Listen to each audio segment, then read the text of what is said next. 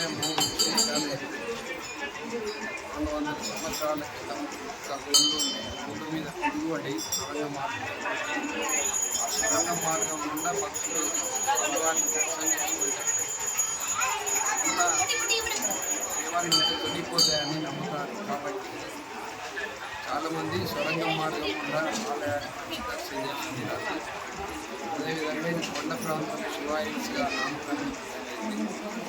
కొండ మీద ఉన్న ఉమామేశ్వరుడు ప్రశాంతతకు నేను పచ్చని చెట్లతో ప్రశాంతంగా ఉంటుంది. అదేవిధంగా స్వయం సిద్ధంగా వెలిసిన నవగ్రహాలు ఆంజనేయ స్వామి ఈ విధంగా ఇక్కడ ఆలయాలు ప్రసిద్ధి చెందినాయి.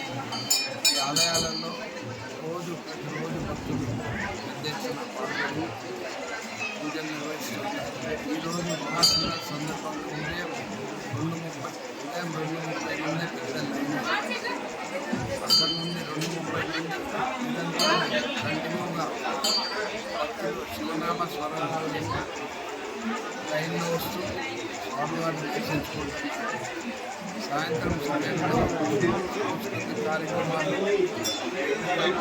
ఉదయం 6 గంటల వరకు నిర్వర్తించడం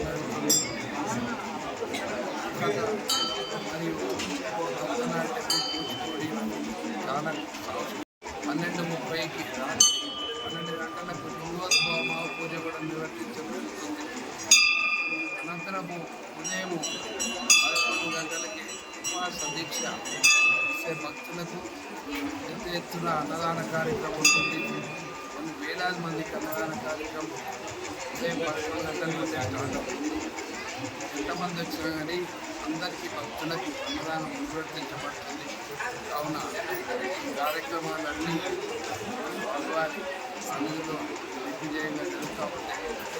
స్వామివారు అందరికీ మహాశివరాత్రి సందర్భంగా ఆ మహాశివుడు అందరికీ ఆశీర్వదించాలని, భక్తుల కోరికలు నెరవేర్చాలని, ఆ ఉమామహేశ్వరుడు అందరికీ ఆశీర్వదించాలని పెద్ద ఎత్తున జరుగుతున్న ఉత్సవాలకి అది పోలీస్ బందోబస్తు కానీ, పోలీసు వారు కానీ, మున్సిపల్ వారు కానీ, ట్రాఫిక్ వారు కానీ అందరికీ కూడా ఆలయ తరఫున అభినందనలు తెలియజేస్తూ అందరూ కూడా సేవలో పాల్గొన్నందుకు, భక్తులకు ఎటువంటి ఇబ్బందులు జరగకుండా చూస్తున్నందుకు ప్రతి ఒక్కరికి ఎవరైతే సహకరిస్తున్నారో అందరికీ పేరు